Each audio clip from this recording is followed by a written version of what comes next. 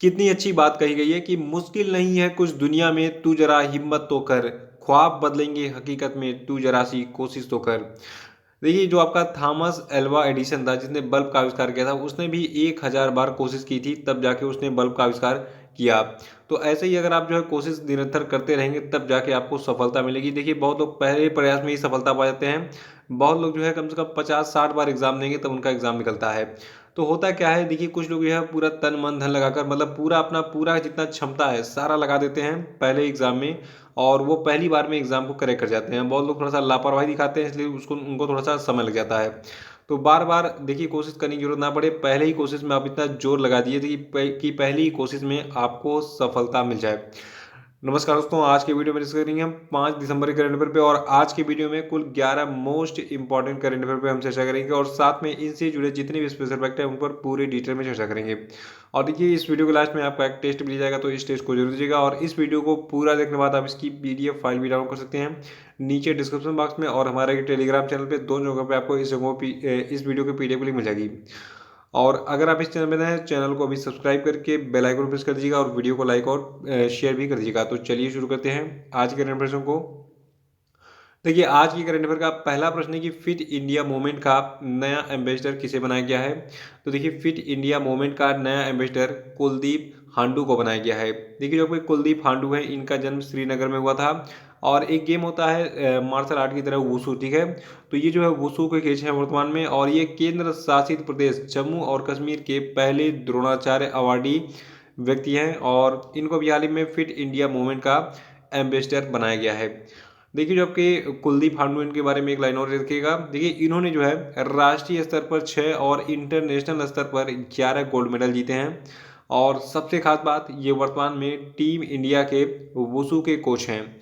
तो याद रखिएगा कि जो आपके वुशु की कोच हैं कुलदीप हांडू, इनको फिट इंडिया मूवमेंट का भी हाल ही में एम्बेसडर बनाया गया है। देखिए, जो आपका फिट इंडिया मूवमेंट है, इसको प्रधानमंत्री मोदी ने शुरू किया था 29 अगस्त 2019 को, और इसके संस्थापक माने जाते हैं सुपार्नो सतपथे, और इसका जो पेरेंट एजेंसी है आपका गवर्नमेंट ऑफ इंडिया, यानी कि भारत सरकार ये अभियान चला रही है फिट इंडिया अभियान, और इसका मुख्यालय आपका नई दिल्ली में स्थित है।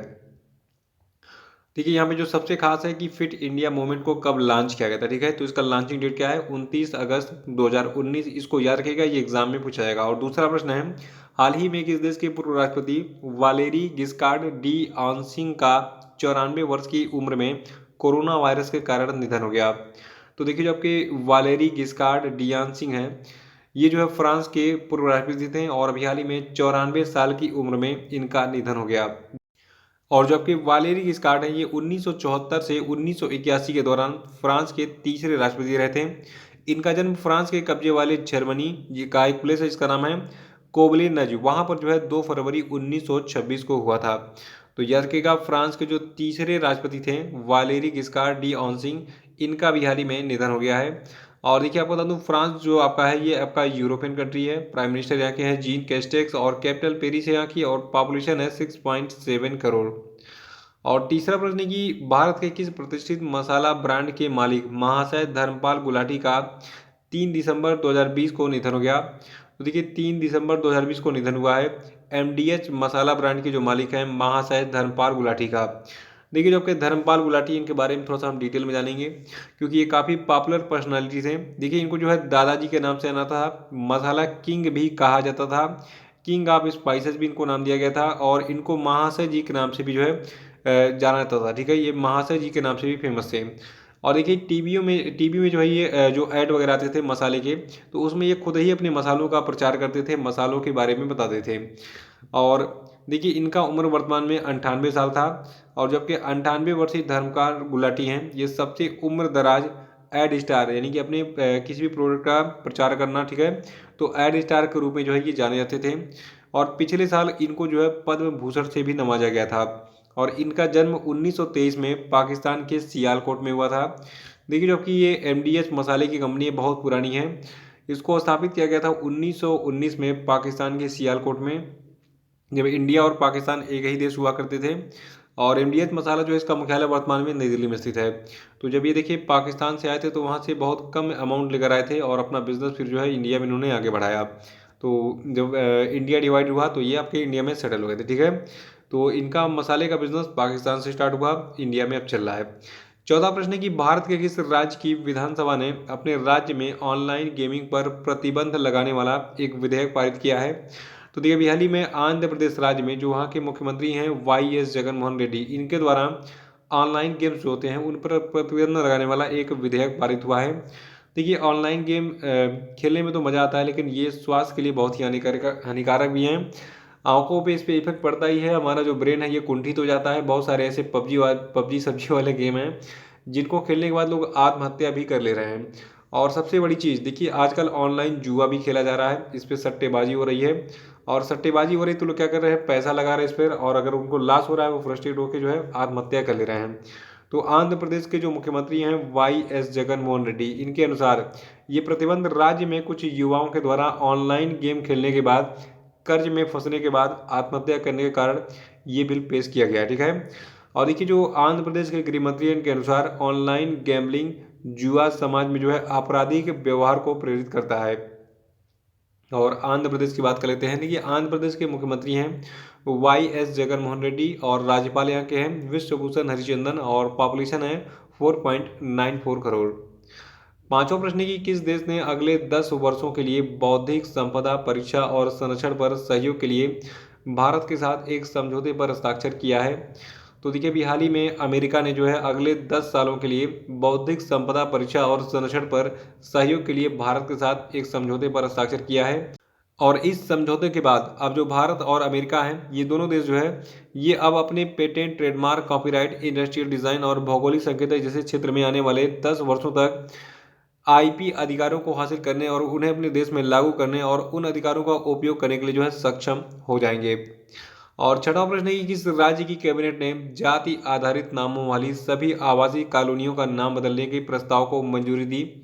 तो देखिए ये राज्य आपका महाराष्ट्र है। महाराष्ट्र में जितने भी जाति आधारित कॉलोनियाँ थी, जैसे कि ब्राह्मणवाड़ा, यहाँ पे ब्राह्मण रहते हैं, महारवाड़ा, यहाँ पे महार जाति के लोग रहते हैं, ढोर बस्ती, यहाँ पे ढोर जाति के लोग रहते हैं। तो इन सभी नामों को जो है चेंज किया है, मतलब जितने भी जातिगत कॉलोनियाँ थी इनका नाम जो है बदल दिया है। और इसके साथ ही देखिए महाराष्ट्र की सरकार ने कुछ और परिवर्तन किया है। इसने जाति आधारित नामों वाली जितनी भी आवासीय कॉलोनियाँ हैं महाराष्ट्र में, जैसे कि ब्राह्मणवाड़ा, इसका नाम बदलकर समता नगर कर दिया।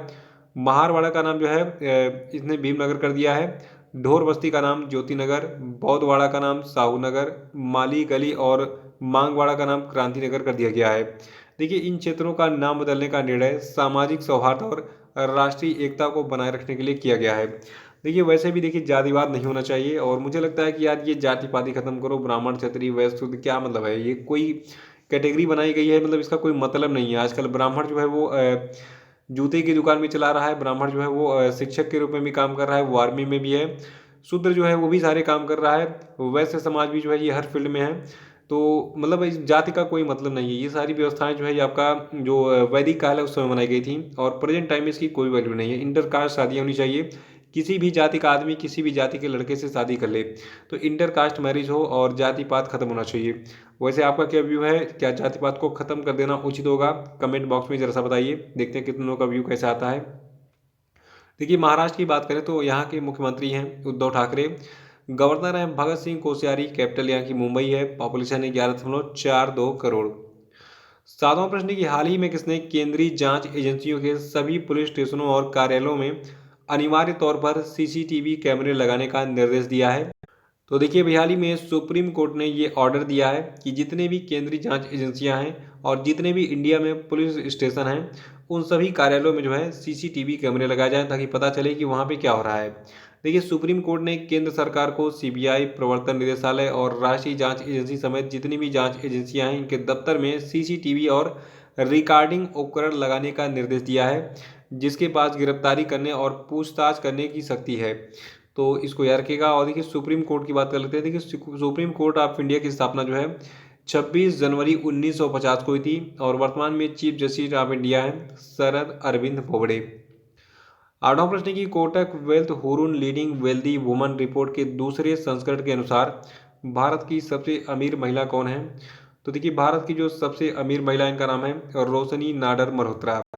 और रोशनी नाडर मल्होत्रा जो है, इनकी फोटो आपको यहाँ पे दिख रही होगी। देखिए ये जो एक कंपनी है एचसीएल टेक्नोलॉजीज, इसकी चेयरपर्सन है। और देखिए इस सूची में दूसरे स्थान पर बायोकॉन की किरण मजूमदार शाह हैं, और इसमें जो है यूएसवी की जो आपकी लीना गांधी है ये क्रमशः तीसरे स्थान पर हैं। तो पहले स्थान पर हैं रोशनी नाडार मल्होत्रा भारत के सबसे अमीर महिलाओं की सूची में, और दूसरे स्थान पर किरण मजूमदार शाह हैं, तीसरे स्थान पर इसमें कौन है, लीना गांधी। और ये सूची जो है इसके बारे में कुछ और भी खास बातें हैं। देखिए इस सूची में जो आपकी दूसरे नंबर पर बायोकॉन की किरण मजूमदार शाह हैं, ये इस सूची में खुद से धन कमाकर अमीर बनने वाली महिला हैं, इन्होंने खुद मेहनत की, पैसे कमाए। और देखिए जो ये रिपोर्ट प्रस्तुत होती है कोटक महिंद्रा बैंक और हुरुन इंडिया की इकाई कोटक वेल्थ मैनेजमेंट के द्वारा इसको तैयार किया जाता है, यानी कि भारत की सबसे अमीर महिलाओं की सूची को तैयार किया जाता है इन सभी के द्वारा।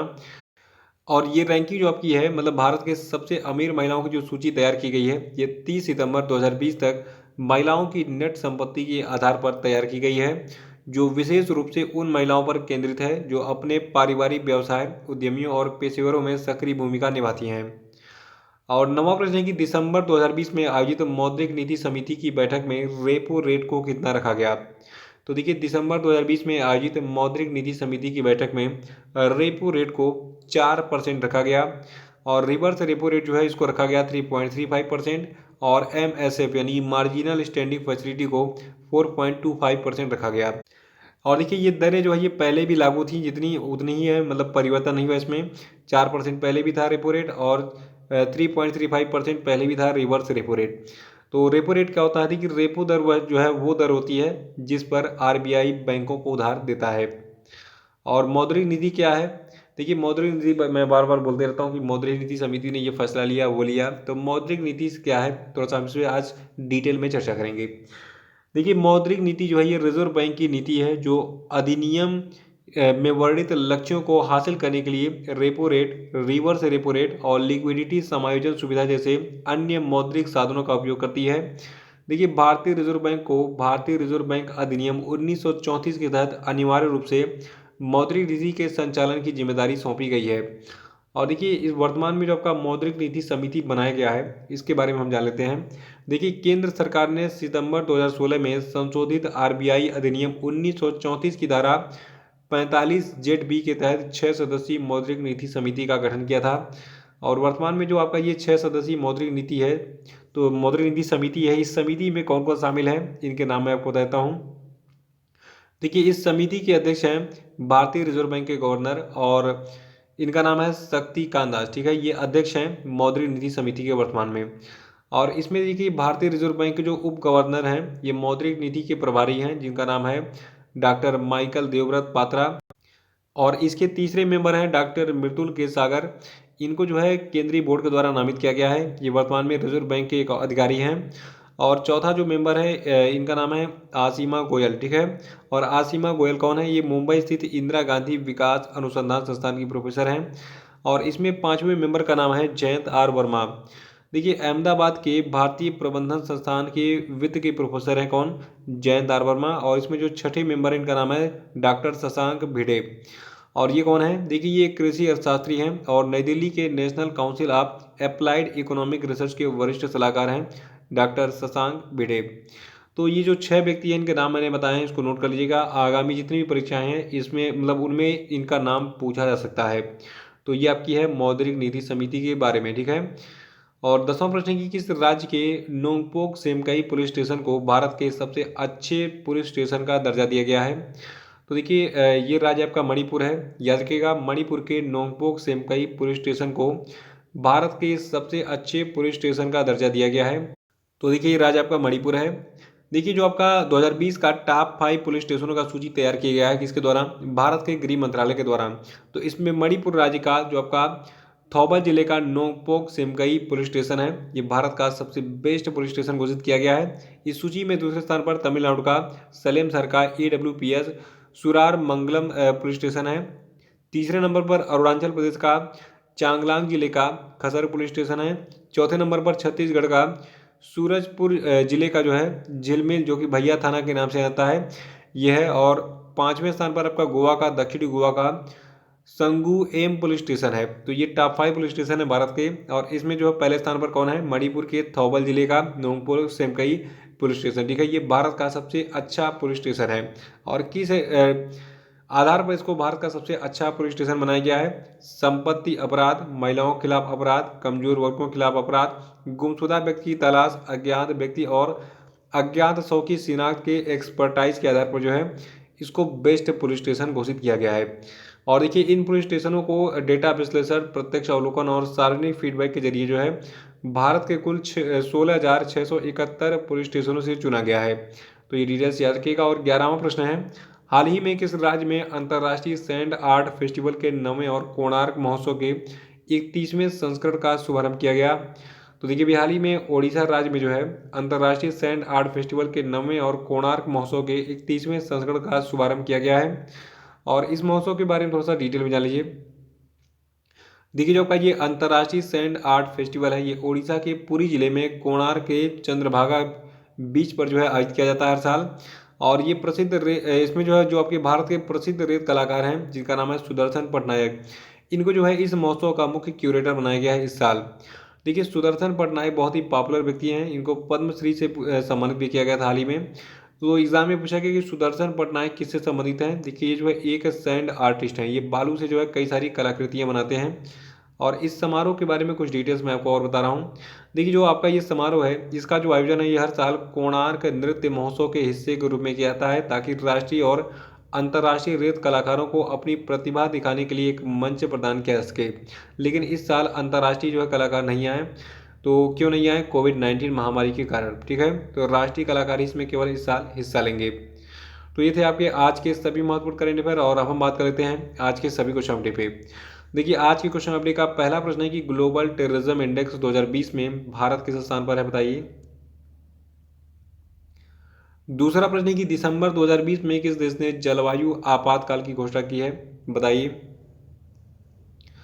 और तीसरा प्रश्न है कि हाल ही में एडीबी और भारत सरकार ने किस राज्य के लिए $50 मिलियन के ऋण समझौते पर हस्ताक्षर किया, बताइए। चौथा प्रश्न है कि किस देश के पूर्व प्रधानमंत्री मीर जफरुल्लाह खान जमाली का 2 दिसंबर 2020 को 76 वर्ष की उम्र में निधन हो गया, बताइए। और पांचवा प्रश्न है कि फॉर्च्यून इंडिया की रिपोर्ट के अनुसार भारत की शीर्ष 500 कंपनियों में कौन सी कंपनी प्रथम स्थान पर पहुंच गई है, बताइए।